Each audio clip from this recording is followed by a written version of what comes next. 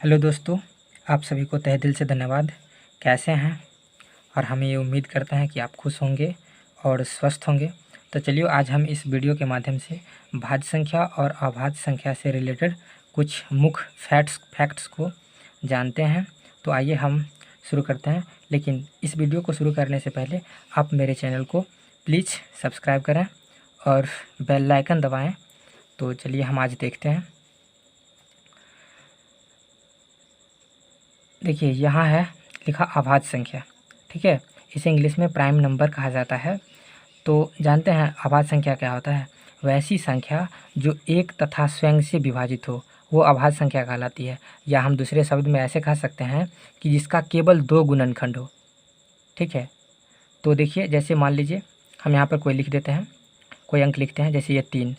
तो आप एक बात बताइए, 3 कितना से कट सकता है? एक बार 1 से कट सकता है और ये स्वयं से कट सकता है। कहने का मतलब ये है कि एक बार 1 से विभाजित हो रहा है और ये स्वयं से विभाजित हो रहा है। तो अभाज्य संख्या के केवल 2 फैक्टर होते हैं। आपको ये बात याद करना होगा। अभाज्य संख्या वही होती है जो 1 से और स्वयं से कटे, वही अभाज्य संख्या कहलाती है।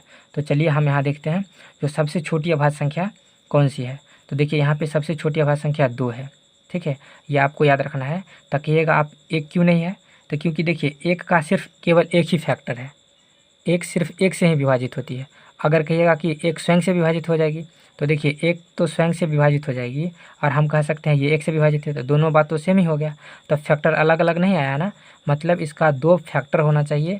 और आपको ये भी बात पता होना चाहिए कि अभाज्य संख्या के केवल 2 फैक्टर होते हैं, न ही 2 से ज़्यादा होते हैं और न ही 2 से कम होते हैं।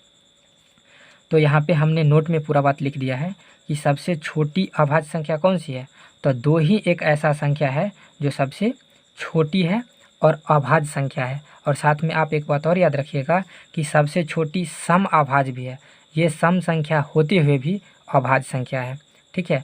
और आपको कहेगा कि जब 2 या 2 से अधिक अभाज्य संख्या का HCF क्या होता है, यानी हाईएस्ट कॉमन फैक्टर, इसे HCF कहा जाता है, ठीक है।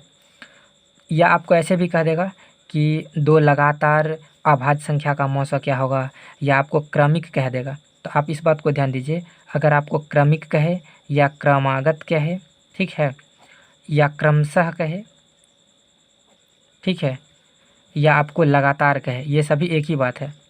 आप इस बातों को नोट कर लीजिएगा या ध्यान में रखिएगा।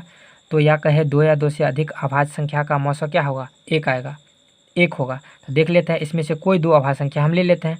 जैसे देखिए यहाँ पर 5 और ये 7, इसका हम क्या करते हैं, मौसा निकालते हैं।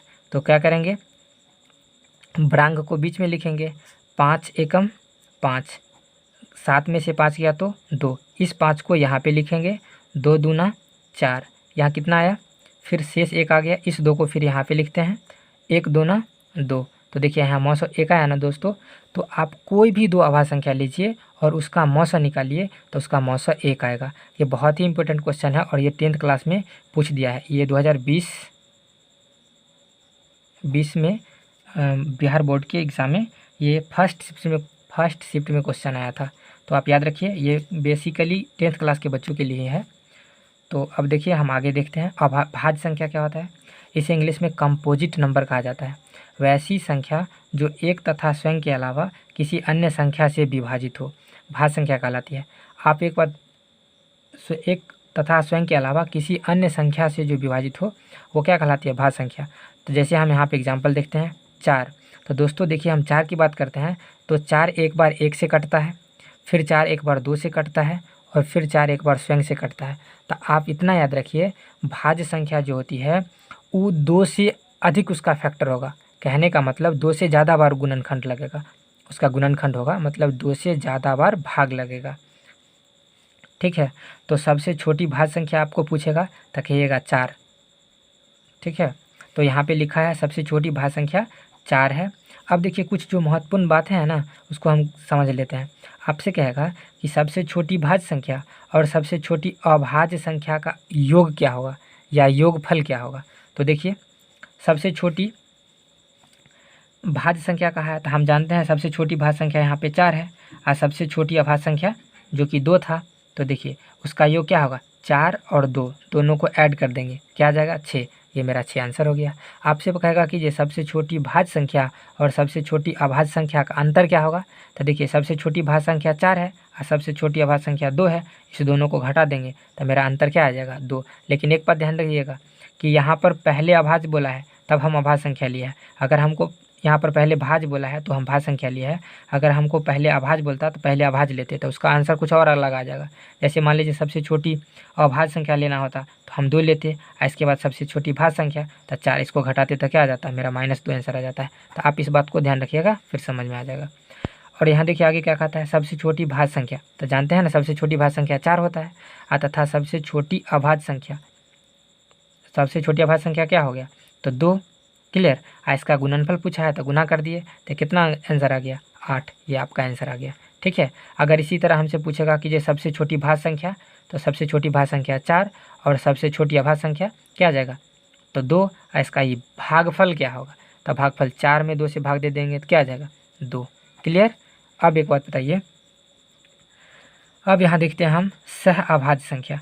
ठीक है। तो सह अभाज्य संख्या को इंग्लिश में बोलते हैं को प्राइम नंबर।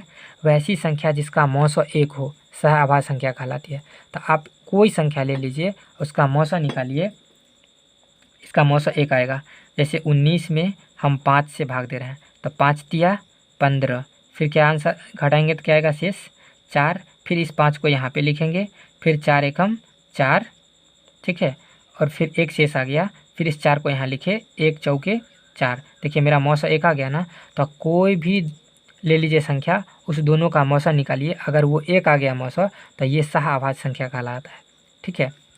और आज हम देख लेते हैं कि 1 से लेकर के 100 तक में कितने अभाज्य संख्या होंगे और कितने। देखिए तो हमने पहले से इसलिए लिख लिया है ताकि वीडियो ज़्यादा लंबा ना हो मेरा। तो देखिए आपसे कहेगा कि 1 से लेकर के और 100 तक में कितने अभाज्य संख्या होंगे। तो देखिए हमने यहाँ पर 1 से लेकर के 100 तक गिनती को लिख दिया है। ठीक है। अब हम देख रहे हैं कि यहाँ पर 2 जो कि सबसे छोटी अभाज्य संख्या है, फिर 3 अभाज्य संख्या है, फिर 5 अभाज्य संख्या है, क्योंकि ये 1 और स्वयं से ही कट रहा है। ये 1 और स्वयं से ही कट रहा है, किसी और संख्या से नहीं कट रहा है। ठीक है। अब देखिए फिर यहाँ पे 7, इसी तरह 1 से लेकर के 10 तक कुल कितने अभाज्य संख्या है 1 2 3 4। तो 1 से लेकर के 10 तक कितने अभाज्य संख्या है 4। आगे हम देखते हैं 11 में, अब 10 से लेकर के 20 तक कितने हैं। देखिए 11 एक अभाज्य संख्या है, 12 13, ठीक है, ये 13 17 और 19 ये सभी अभाज्य संख्या है। तो 1 से लेकर के हमने यहाँ पे सारा चीज़ लिख दिया है कि 1 से लेकर के 25 तक कुल 9 अभाज्य संख्याएँ हैं, 1 से लेकर के 50 तक 15 अभाज्य संख्याएँ हैं। तो आप देखिए 50 से लेकर के 100 अभाज्य संख्या हैं, तो 1 से लेकर के 100 तक कितने अभाज्य संख्या हो जाएंगे 25 अभाज्य संख्या हो जाएंगे। और हमने यहाँ पे भी लिख दिया है 1 से लेकर के 10 तक 4 अभाज्य संख्या होगी, फिर 10 से लेकर के 20 तक 4 ही अभाज्य संख्या होगी, फिर 20 से 30 के बीच 2 अभाज्य संख्या, 30 और 40 के बीच 2 अभाज्य संख्या, 40 और 50 के बीच 3 अभाज्य संख्या, फिर 50 और 60 के बीच 2 अभाज्य संख्या, 60 और 70 के बीच 2 अभाज्य संख्या, 70 और 80 के बीच 3 अभाज्य संख्या, 80 और 90 के बीच 2 अभाज्य संख्या, और 90 और 100 के बीच सिर्फ एक ही अभाज्य संख्या है, जो कि यहाँ पे देखिए दे रखा है, यहाँ पर 97। ठीक है। अब जैसे देख लेते हैं, जैसे देखिए कहेगा क्या 91 है या नहीं। तो देखिए दोनों को जोड़िए, ये तो कट जाएगा 13 से, 13 7 91, फिर 92, 9 2 11, ये 2 से तो भाग ही लग जाएगा, ये तो सम संख्या है। आप विभाज्यता का नियम जानते हैं, जिस संख्या की इकाई के स्थान पर 0 हो, 2 हो, 4 हो, 6 हो, 8 हो, ये सभी संख्याएं 2 से विभाज्य हो जाती है।